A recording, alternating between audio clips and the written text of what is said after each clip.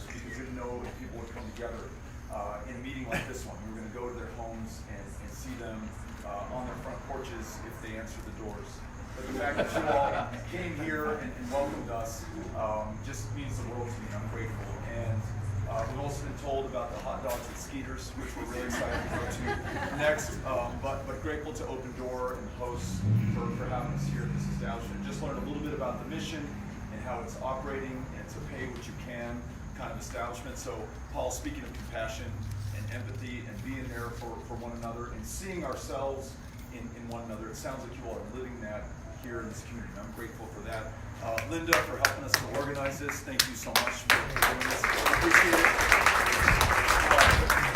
And I'll just tell you a little bit about myself, why I'm running, and then I thought I would have the chance to listen to you if you're willing to share what's on your mind or ask me a question or offer a solution to one of the challenges that we face in this country. I'm all ears. I came to learn and looking forward to what you have to offer. I was, as I was driving in, talking to my wife, Amy. We're raising 3 kids. Ulysses, who's 12, who's a baseball player, a basketball player, just joined the cross-country team at Wytheville Middle School. His sister Molly, who's 11. This is 6th grade, first year you get to play an instrument in the school band, and she's chosen the clarinet. So we're listening to that. Are you a clarinet player? Yeah. She's putting the clarinet together one piece at a time, and I think she has to pass certain tests in order to add the next piece on. It's a lot of squeaky noises coming out right now, but at some point it's going to be beautiful. Yeah. Just tell her to make sure the chords, she reads the chords. Okay. Reese the chords, play her Benny Goodman. Make sure she knows what she's inspired to. They have a little brother, Henry, who's 8 years old. Just started 3rd grade, El Paso. It's Cedar Elementary. It's the same school that I went to. El Paso is a city where I met Amy 15 years ago. This was pre-Tinder, blind date. Amy's not from El Paso. She was passing through on her way back from Guatemala, where she'd been teaching for a year. She thought she might be going to graduate school, was going to see her folks who were in El Paso at the time. Her aunt called me up, and I drove to pick her up at the home where she was staying, and then took her to downtown El Paso, and we walked over the bridge into Ciudad Juarez in Chihuahua, Mexico, and went to the Kentucky Club, where they dicen that the margarita was invented. And we had a margarita, and we got to know one another and kind of asked each other questions about our lives. And I told her that I imagined that at that bar was where Bob Dylan wrote Tom Thumb's Blues. If y'all know the song, it begins in the streets of Juarez. Or I was just talking to George Bailey, who left to go help with the dinner theater production of Ring of Fire by Johnny Cash. I'd like to think that it was the Kentucky Club where Johnny Cash bought the drugs that he was busted for in El Paso. A lot of history in that place. But it was really where Amy and I made a connection. And when we left, we walked down Avenida Juarez. We went to the old customs house, which was a major scene during the Battle of Juarez during the Mexican Revolution. And it's also where the first time that the President of the United States and the President of the Republic of Mexico ever met. They met right there. And neither Taft nor Diaz needed a translator because they each spoke both English and Spanish. We moved from there to the little placita in front of the Mission of Guadalupe that's been there for 330 years, and just took in the sights and the sounds and the smells of this binational community. There are 3 million of us from 2 countries speaking 2 languages who are joined, not separated by the Rio Grande River, and form one people. And something far greater than the number of persons or parts involved. It's a really magical place. And it is part of why Amy and I are married now. I think she really fell in love with El Paso and Juarez as much as she fell in love with me. El Paso is one of, if not the safest cities in the United States of America. And I say that because it's important that you know it is not despite, but because we are a city of immigrants and asylum seekers and refugees. It's an 85% Mexican-American community. A quarter of those with whom we live were born somewhere else in another country, and the way I look at it, chose us, left their hometown, their family, their country, very often their language and their customs, to start anew as strangers in a strange land, to do better for themselves and for their kids, Just like I'm trying to do better for myself and my kids, you're trying to do better for yourself and your kids.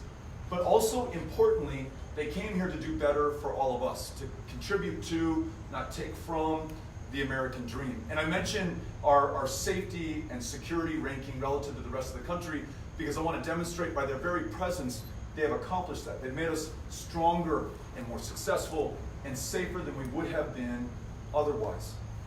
I also want to mention this because on August 3rd of this year, someone drove more than 600 miles from Allen, Texas to my hometown of El Paso. And in a city that sees 18 murders over the course of an entire year on average, 22 people were killed by this terrorist simply because of their ethnicity, or the color of their skin, or their country of national origin. And he did this with an AK-47 that he purchased legally, ordered it online, had it shipped to a gun store, picked it up, and when he did, his mom called the police in Allen, Texas, and said, "What is my son doing with a weapon that was designed for war? He's not in the military, doesn't need it to hunt, doesn't need it for self-defense. Help me out here." And the cop said, "Ma'am, I'm sorry, this is perfectly legal, absolutely nothing that we can do to help you out." That is in part the consequence of a racism, an intolerance, and a violence that has long characterized this country. And as safe and special as El Paso is, we're still connected to the rest of America. And sooner or later, those challenges, those problems, those threats were going to find us. And on August 3rd, they did. But we also have an opportunity not just to demonstrate that we're connected to all of that, but to draw the connections that allow us to understand why that is happening. A president who has repeatedly warned of invasions and infestations and animals and predators and killers coming to this country to get us in caravans or one or two at a time. He's proposed building a 2,000-mile wall to keep them out. He's put their children in cages. We've lost the lives of 7 of those children just over the last year in our custody and care in the wealthiest country on the face of the planet, a country comprised of immigrants and asylum seekers from the world over. At a rally in May of this year in Florida, he's talking about this invasion of immigrants, and he asks the crowd, "What are we going to do about these people? How do we stop them?" And someone in the audience yells out, "Shoot them." And literally the crowd roars in laughter and applause, and the president smiles, and he laughs along with them. And he says that this is okay. Someone who attempts to ban all people of one religion, or asks 4 women of color, duly elected to the Congress by their constituents, to go back to their home country, or calls Nazis and Klansmen very fine people. It is very clear what he represents, what he is inviting into this country, out into the open, though it is long run underground, and the consequences measured in lives, or the mosque burned down in Victoria, Texas, or the Tree of Life Synagogue in Pittsburgh, where the gunman walks in talking about caravans, perhaps financed by wealthy Jewish Americans, a question that the President of the United States entertained. It is almost as if, in the face of something that is so hard for us to believe is happening in the United States of America, we cannot see it clearly, or speak honestly about it, or act decisively. But we must. And my proposal is the following. 1, those weapons of war that are used to kill and to terrorize and to strike terror into the hearts and the minds of our children, mine included, who are afraid to go to school in a city that just witnessed one of the greatest massacres in U.S. history, we should no longer sell them to our fellow Americans. We should buy them back from those who own them. There should be universal background checks. Every single loophole that is open today should be closed, and we should adopt red flag laws so that if someone is acting in a way that we are worried that they'll be a danger to themselves or someone else, we stop them before it is too late. We take the advice and guidance of our director of the FBI, Christopher Wray, appointed by Donald Trump himself, who says the majority of domestic terror cases that he's investigating today involve white supremacists. This is an existential challenge to the United States, to the lives of our fellow Americans, to our very democracy, and the genius of a country that chose to define itself with the words that we are all created equal. Though we never fully lived up to that, realized that potential or that promise, we've also never given up on the idea that we one day will, until this administration. Let's make that the #1 domestic law enforcement priority so that we can end those white supremacist groups and their threats to our fellow Americans. And let's also acknowledge this. That attack in El Paso, following the warnings of invasions and infestations, was not the only consequence of this rhetoric and these policies. It's not just the 7 children who died in our custody, in our care. It's not just those who are right now in a Border Patrol station sleeping on a concrete floor under a tinfoil blanket, separated from their parents, knowing not when or if they will ever see them again. It's also the workplace raids that we saw 3 weeks ago in Mississippi. Nearly 700 people rounded up in the chicken processing plants and factories that they worked in for the crime of being Guatemalan or Mexican and having worked in this country 15, 20 years, raising their U.S. citizen children. It's the fact that yesterday the president announced new rules that would prevent U.S. service members stationed overseas who have children born over there from being able to claim citizenship for their kids. It is a redefining of what it means to be American in this country, and instead trying to divide us based on our differences, saying that your skin color, your religion is disqualifying or dangerous, and we're going to set you apart and away from the rest of this country as a result. We need a president who, instead of inflaming, seeks to heal this country. Instead of driving us apart, brings us together. Instead of operating on fear and paranoia and anxiety, sees hope in one another, is courageous and confident about the future of this country. It sees that our differences should not just be tolerated or respected, but embraced as foundational to our strength and our success and our safety, as we have seen in El Paso, Texas. And last thing that I want to tell you, on the issues that affect all of our lives, regardless of who we are and where we live, the ability to see a doctor or afford your medication or take your child to a therapist, higher education and making sure that cost is no object, and that if you want to improve yourself and your community and the rest of the country as a result, you are able to do that. Making sure that school teachers are paid a living wage, or no person has to work 2 or 3 jobs just to get along, or that we confront this challenge of climate change before it is too late. We need to make progress on every single one of these fronts because it's the right thing to do. It ensures the dignity of our fellow Americans. And if we fail to, the frustration that our fellow Americans feel at the dysfunction of our government, or the Democratic Party for that matter, will be redirected by demagogues like Donald Trump in the future against immigrants, minorities, the most vulnerable and defenseless in this country, as he is doing right now. This is a defining moment of truth for America and for every single one of us. And I know that you're here not for the candidate, not for the party, but for this country, making sure that at this moment of truth, all of us are counted. All of us do everything we can for this generation and every generation that follows. That's why I'm here. That's why I'm running to serve you as president. That's why I'm looking forward to hearing what's on your mind. Thank you all for having me up.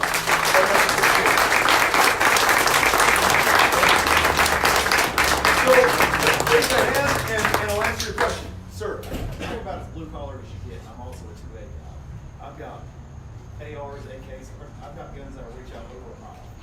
I don't need them. You're the first candidate I've heard that really talks gun violence and what you're doing. I'd give every one of them up for those guns. I'd really give them to them. This is one of my good friends. She knows about all my guns. And I'd willingly give them away. Cut them up, it don't matter. Yeah. My question is, I think the candidate that beats Trump is the one that gets in his face, that stands up to him, that stands in his face on the debate stage and makes him talk. Yeah. What do you think? Because otherwise he's just going to beat you down with his incompetence. It's too good. Absolutely. You know what's interesting is I think that's a question on everyone's mind right now. Before we can meet the challenge of climate change or gun violence or affordability of higher education or elevating unions and creating more apprenticeships, you've got to defeat Donald Trump because he stands in the way of doing any of those. And in fact, he's working in exactly the opposite direction. Won't even utter the phrase climate change or believe the scientists in the federal government. Who's going to be able to do that? when we were in Texas running against Ted Cruz, though we didn't win, as you heard, we won more votes than any Democrat had before. We also importantly won independence for the first time in decades in Texas, and then 500,000 Republicans who voted for a Tea Party candidate for governor, voted for me for senator, and I didn't have to trim my sails or show up with anything other than the courage of my convictions, including on guns, in a proud, red, gun-owning state. Talking about not just universal background checks, but ending the sales of AR-15s and AK-47s. And maybe to my surprise, because we didn't poll this, we learned that among gun owners and Republicans and non-gun owners and Democrats alike, big cities and rural communities, people by and large felt the same way. As you just said, they've got kids as well who are going into school who are frightened that they may be killed, who see an active shooter as an inevitable eventuality during their lifetime. Not a matter of if, but when. And they want to have a conversation about getting that done. We went to each one of the 254 counties, not the reddest places in Texas, but the reddest places on planet Earth. King County voted for Donald Trump 96% in the last election. But we showed up in King County because they're every bit as deserving of being heard, of being listened to, of being fought for, of being served. And I had no hope of doing that if I didn't show up first. But in the middle of that campaign, in June of 2018, we learned that Donald Trump had initiated a policy called zero tolerance at the border, meaning every single child that showed up with every single family from the Northern Triangle of Central America was taken from her parents. Her parents deported back to the country they fled, the child placed into a cage, and then into a tent city in a little town outside of El Paso called Tornillo. Within 24 hours, we showed up in Tornillo with more than 1,000 people from across Texas. And to your question, we met Donald Trump, and we bore witness and testified back to you and our fellow Americans about what was being done in our name.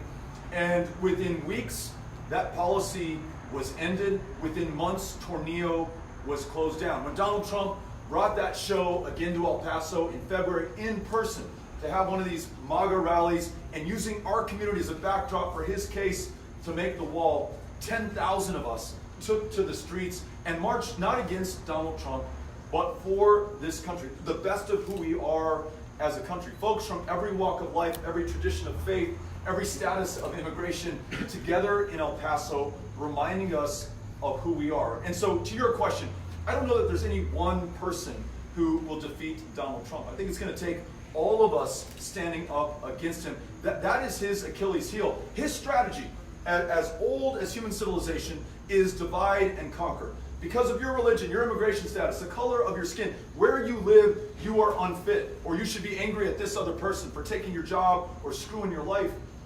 We're going to be about bringing people together, bringing people in, and listening to one another.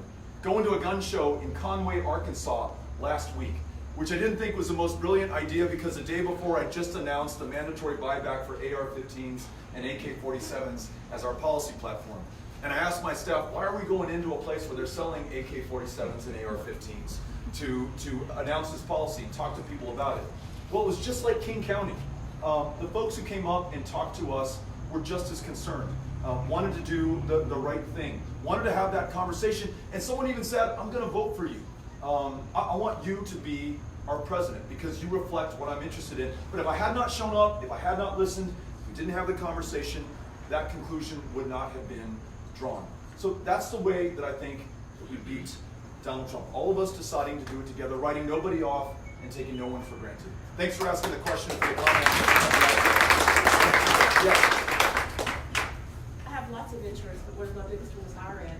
I work at Radford University. I don't know if you've heard of it before, but it's about 15 minutes away from Virginia Tech, and everybody's heard of Virginia Tech. My husband and myself, student loan debt is killing us. We're still paying it off. Our son just graduated. He has student loan debt. It's hard. I see students every day, especially right now as school classes are starting. They're going to debt with their direct student loans, Sally Mae loans. They're charging 12, 15% interest. Yeah. What would you like to do to help alleviate that burden? So if you have outstanding student loan debt, and there's 1.5 trillion of it right now, and I think close to a 10% default rate, right? We know that it's crushing people, unable to make those payments, going into collection. The one kind of debt you'll never shake until you pay it off or you're in the grave. We were at Benedict College yesterday. A 71-year-old professor there is still paying back her student loan debt. Though she's working in a really important public service job, she has to worry about that, not just the students before her.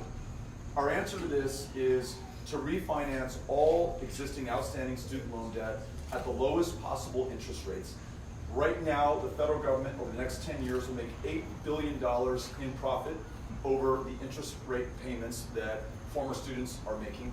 We should not be making money, we should be investing that money in people's ability to focus on their jobs and their careers.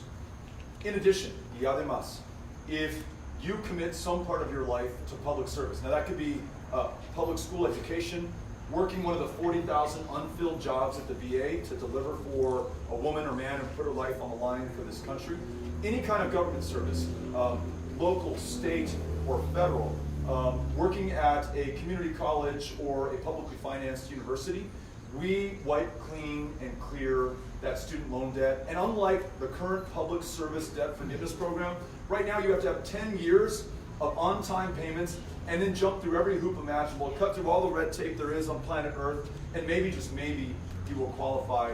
Our plan begins in real time on year one. And if you're one of those public school teachers, for example, 20% of your outstanding debt every year, so that within 5 years, you're completely paid up and focused on moving forward. Second part of this, those about to enter higher education, first 2 years, so that's an associate's degree or 2 years towards your bachelor's, free. 4 years, debt-free, not just for tuition, but room, board, and books, the full cost and freight of higher ed. And then lastly, we want to make sure we do not do this at the expense of people who choose not to go to college, but want to pursue a career right out of high school.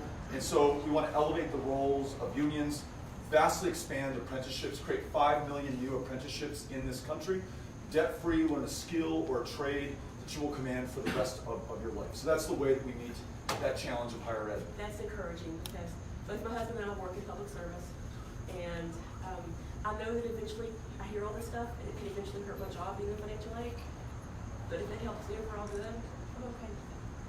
I mean, I can find another job where I can retire. I could be at that retirement time, so I appreciate that. Now we want you to focus on your job. Thank you. I can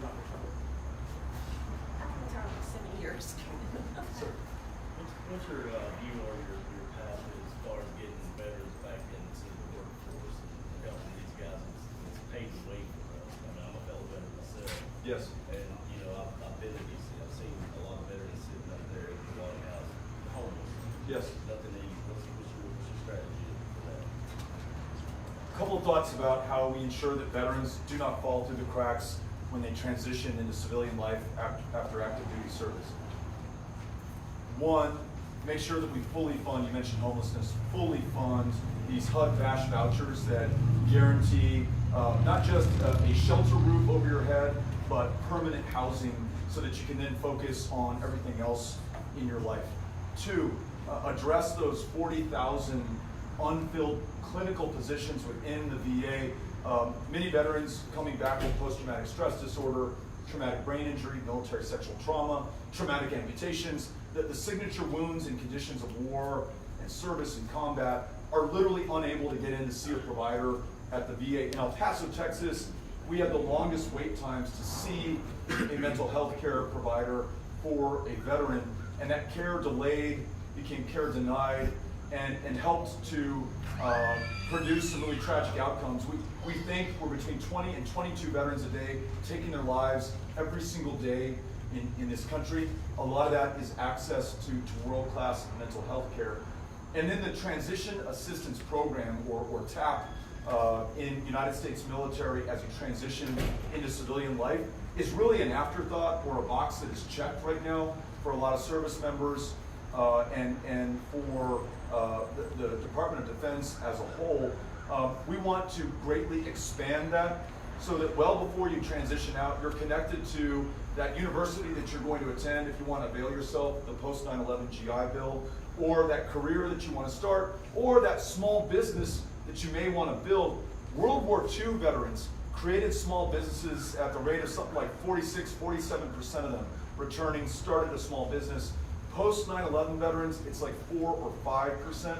So greater access to capital, more career counseling, connection to mentors, all of that will help with improving outcomes when those service members come back to their community. So from housing to healthcare to education to transition into career and small business ownership, I think all of those will help to address that problem. And then the last obvious thing to everyone here, we got to end the wars that we're in and stop going to war as a primary manner of foreign policy for the United States, because that's what creates all of these veterans whose needs we are not funding in this country in the first place.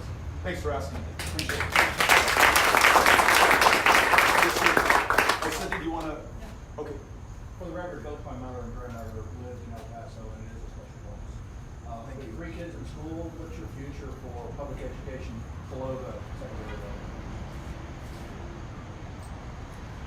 To start at the youngest age, I want to make sure that pre-K is universal and guaranteed in every community in this country. We know that educational attainment outcomes are far better the earlier that you start. Earning potential far greater over the course of your life. Quality of life is improved. And that investment more than pays for itself. I think we've seen a 6-to-1 return. For every dollar put in, $6 comes out over the lifetime of the beneficiary. But there's also this. In a kindergarten classroom, on the first day of school, you're 4 or 5 years old, many children are already 10 months back in reading comprehension. They're just never going to catch up. Well, maybe in extraordinary instances they will.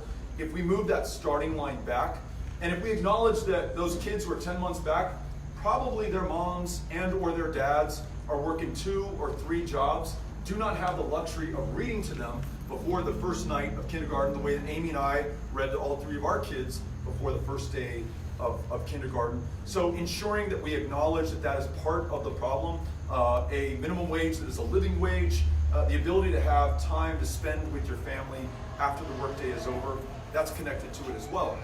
Paying public school teachers and educators and support staff a living wage, just as important. In Texas, half of all school teachers work a 2nd or a 3rd job.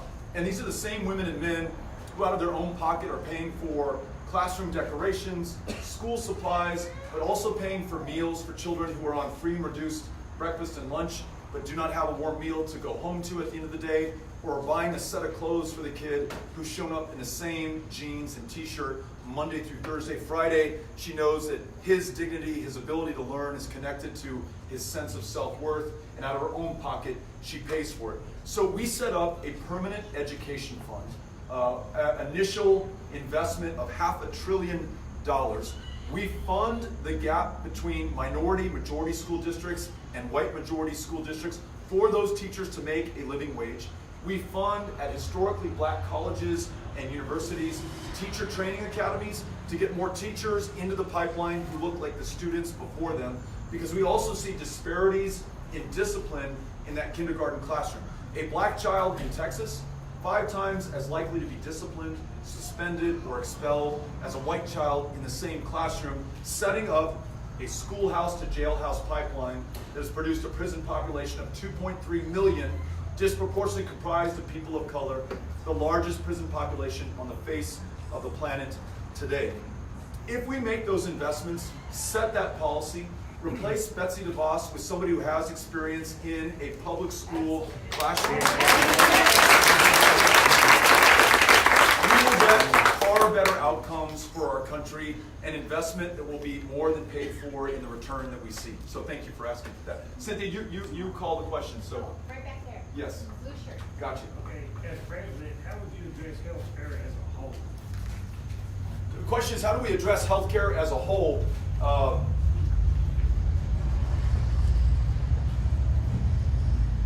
I haven't always talked about this, and I will just briefly. We very often talk about the care that you receive in the clinic or the hospital or the doctor's office, the medications, the prescriptions that you try to fill. But a lot of that begins a lot earlier with what we put in our bodies and the environment in which we live. So beginning the answer to your question with access to healthy food, making sure that especially those who don't have a car, depend on public transit, are able to get healthy calories into their system and into the system of their kids. I believe I just read that 3/4 of Americans are overweight and obese. Incidence of asthma through the roof, diabetes through the roof, suicide through the roof in America right now. And it's not just a matter of access to doctors and mental health care providers and medication, although that's certainly part of it. But it's also about the environments in which we live, the food that we consume, the options that our kids have. And so I want to say that at the outset. Then I'll say having a system where it's guaranteed, high quality, and universal. Everyone has access to it, to be able to see a primary care physician or a mental health care provider, or for a woman to be able to make her own decisions about her own body.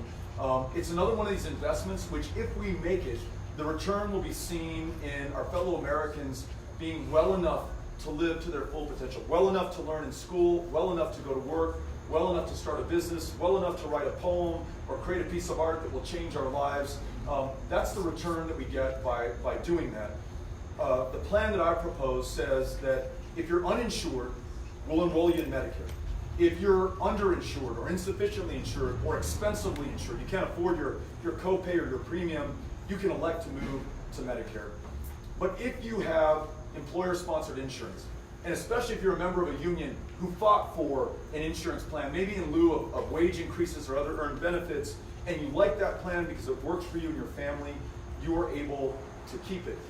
If we do that and meet those underlying concerns about our environment and where we live and our ability to access healthy calories, we are going to be such a stronger, such a healthier country, and we'll really begin to live up to our promise in terms of everyone being able to have some kind of equal opportunity to American greatness. So that's the plan, and I'm glad that you asked about the larger picture that includes these other dynamics. Has anyone ever done a study on fraud and corruptness in healthcare? You know, money gets wasted a lot because it gets stolen. Yes, Fraud. absolutely. So the waste and abuse and fraud in healthcare, including the insurance companies who have an overhead of 16, 17, 18% relative to Medicare's 2%. Medicare not perfect, probably some fraud and waste and abuse there as well, but relative to what you're seeing in private insurance, it's a pretty good deal and a very successful program for the care that it delivers. It's one of the reasons I want to see it expanded and available to any American who would like to enroll. But yeah, we should be very vigilant against any waste or abuse of taxpayer dollars. And we're seeing it almost institutionalized or legalized right now in even just the pharmaceutical industry. We disallow Medicare's ability to negotiate for lower drug prices for no other reason than those pharmaceutical companies have purchased access, influence, and outcomes from members of Congress who regulate their industry. So ending that kind of fraud and abuse that's been legalized is a great place to start. Thanks for asking. Appreciate it. If your last question. Oh, I was just agreeing. Yes, I like it. Where do you stand on climate change? Questions about climate change. And I mentioned living in El Paso, growing up in El Paso, my kids being raised in El Paso. When I was in New Hampshire with my wife Amy last month, we were calling home to talk to our kids. They were staying with Amy's mom, and our youngest Henry, was upset that we weren't there. Was asking us why we were doing this, and I was telling him all the reasons we're running. And then he said, Dad, if we win, we're gonna get to live in El Paso, right? And I said, no, it doesn't work like that. If we win, we're gonna live in Washington, D.C. And what I later realized is he was trying to tell me that if we win, we have a chance on climate change. Because I had told him the previous year, El Paso is warming faster than any other city in America, except I believe Las Vegas, Nevada. We've had 15 days now over 100 degrees in the month of August, which broke the record for as long as we've been keeping records in El Paso. And I told Henry, and don't judge me on my parenting skills for telling him this, but I told him that if this continues, El Paso will no longer support human life at some point down the road. Much the same way Charleston and Miami and New Orleans will no longer support human life. Guatemala will no longer support human life. And so he got that if we win and we do everything that we've set out to do, we can preserve the ability to live there. And so what does that mean? It means totally ending our dependence on fossil fuels, getting to net zero greenhouse gas emissions no later than the year 2050, much sooner if we can, getting halfway there at least by the year 2030, ending all oil and gas exploration on federal lands, being completely net zero on carbon lands by 2030, but no new oil and gas leases there. Looking to rural communities, farmers and growers for their help as well, paying them for environmental services like permaculture, planting cover crops, pulling more carbon out of the air, low-till or no-till, regenerative farming, and then keeping more land in conservation easements and ensuring that that is funded in the Farm Bill through the federal government. When I listen to farmers right now, they tell me that they are planting every square inch that they own. It's the only way they have any hope of making a profit. Let's allow them to make a profit through environmental services as well. And then there's this, which is absolutely missing right now. We're going in the wrong direction. And that is our unique role as the indispensable country that can convene the other powers of the planet to do the necessary things to keep us from warming another 1.5 degrees Celsius, after which it really is too late. And so not only re-entering Paris, which I think is obvious to all of us, but going many steps beyond Paris. And that means, and this is going to be tough for us as Americans, that means acknowledging somewhat our culpability in producing the climate crisis that we have right now, and our obligation to those countries, especially in the southern half of the world, who never had the opportunities or chances that we did, whose natural resources were exploited to our advantage, and who are bearing the brunt of climate change right now. We've got to make investments and help them to be resilient against that challenge, and then do their part not to contribute anymore. So we've got our work cut out for us. But if we fail to make the most of every minute left to us over the next 10 years, we will have forever failed every generation that follows us. It really is, of all the things we're talking about, the singular existential challenge and opportunity that we have, and therefore the most important thing that we can be talking about and working on. So that's a little bit of an overview of how I would like to approach it, but I appreciate you asking the question. Thank you very much. Thank you all so much for having us out.